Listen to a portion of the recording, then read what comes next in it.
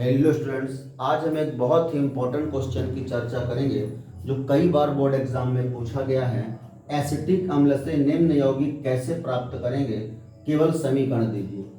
पहला acetyl chloride, दूसरा acetic anhydride, तीसरा एथिल एसीटेट, चौथा एसिटामाइड, पांचवा ट्राइक्लोरो एसिटिक अम्ल, छठवां एथिल एल्कोहल, सातवां मेथिल एमीन। आइए देखते हैं प्रत्येक को। पहला है एसिटिल क्लोराइड। यदि आपको एसिटिक अम्ल से एसिटिल क्लोराइड प्राप्त करना है तब आपको एसिटिक अम्ल की क्रिया करानी होती है PCl5 के साथ। यह है PCl5, ठीक है। आप इसकी रिएक्शन करवाएंगे तब आपको मिलता है एसिटिल क्लोराइड।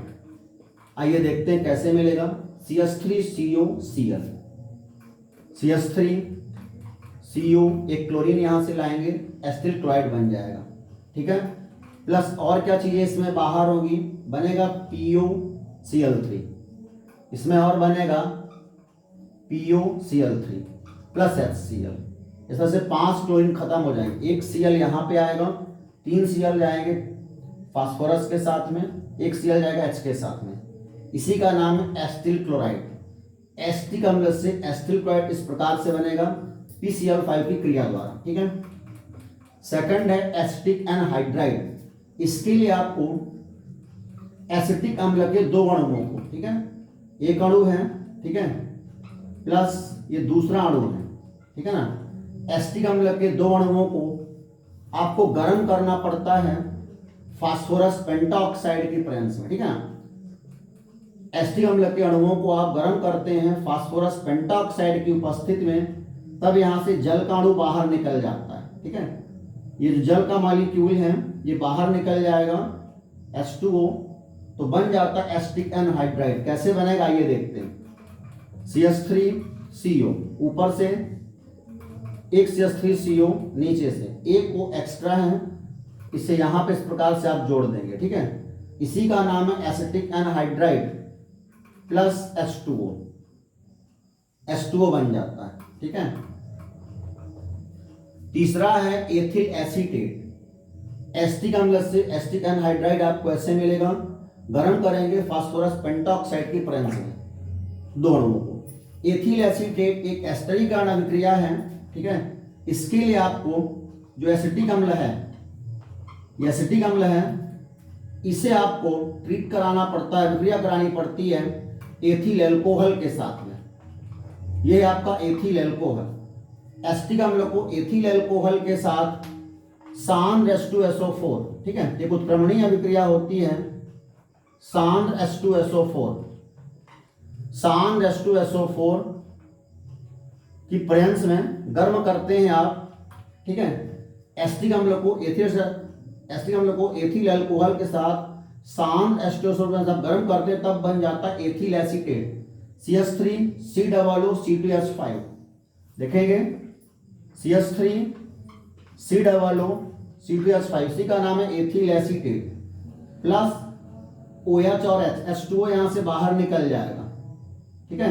ये H2O बाहर निकल जाए, सबको जोड़ देना है, ठीक है, प्लस H2O, ये एथिल एसीटेट है, ठीक है।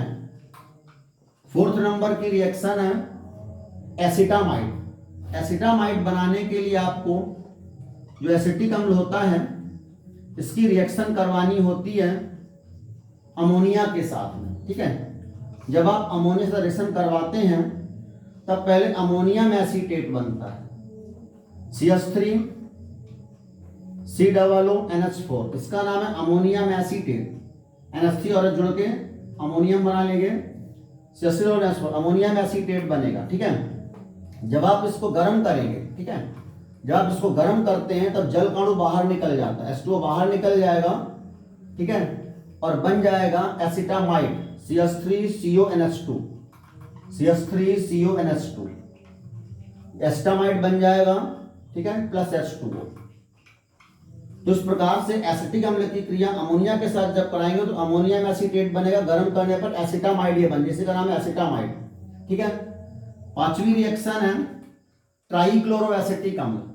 ये बहुत ही इंपॉर्टेंट रिएक्शन है, HBZ रिएक्शन है, ये हेल बुलार्ड जेलिंस्की रिएक्शन, ठीक है।